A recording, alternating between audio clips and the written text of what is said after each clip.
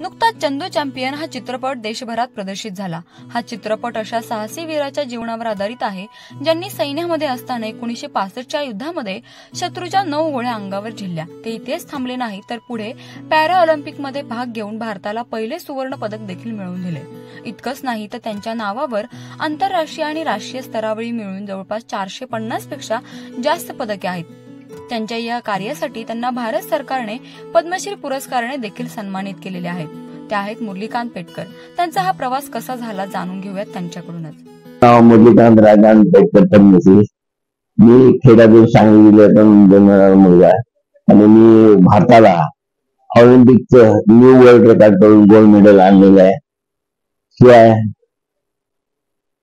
महाराष्ट्र राज्याने मी हे new world record करून मला गोल्ड मेडल मिळालं, सगळे हे झालं। तर आता माझ्यावर चंदू चॅम्पियन ही मुली निघाले ही सत्य सगळी व्यवस्थित माझ्या जीवनावर आहे आणि ही मुली बघितल्यानंतर तुम्हाला लक्षात येईल। आणि नवीन जे प्लेयर्स आहेत जे मुला ज्यांचा डाऊन झाला मुली बघितल्यानंतर त्यांना पुन्हा जोश येईल असं हे। आणि हे जे सगळे प्लेयर्स आहेत आता ऑलिम्पिकला आपल्या भारतात चाललेले तर त्यांना बेस्ट ऑफ लक। सगळ्यात पहिल्यांदा सिव्हिलचा प्रवास झाला, मी आर्मी जॉईन केली बॉईजला।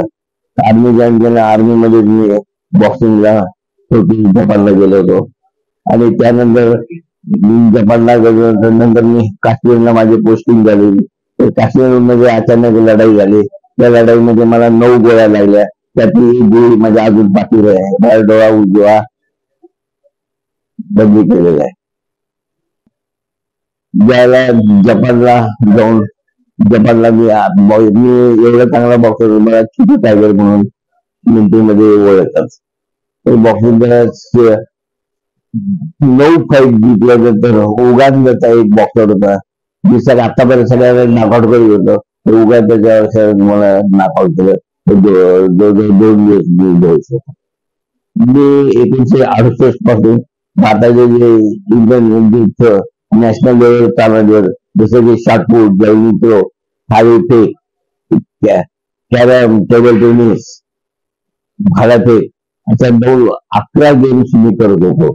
आणि 11 गेम्स मध्ये 1968 पासून 1982 पर्यंत चॅम्पियन होतो। मला अनेक सुवर्ण पदक मिळाले आहेत, त्यामध्ये भारताने मला जे मेडल दिले 476 सुवर्ण पदक आहे,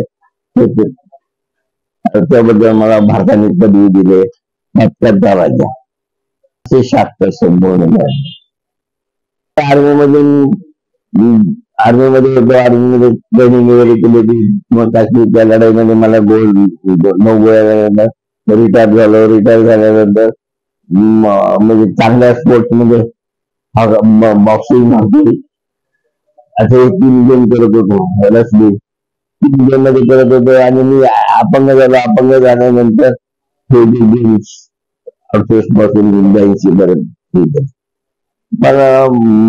मला माझ्या स्किलबद्दल पहिल्या मनात नव्हतं की माझा हा पिक्चर, पण हा पिक्चर निघाला आहे हिंदीमध्ये, त्याच्याबद्दल मला खूप आनंद वाटला की माझी स्किल जगापुढे कबीर खान यांनी मांडलेली आहे, त्याबद्दल मला खूप आनंद झाला।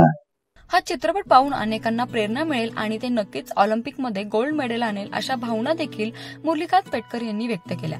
प्राची केदारी, लोकल 18, पुणे।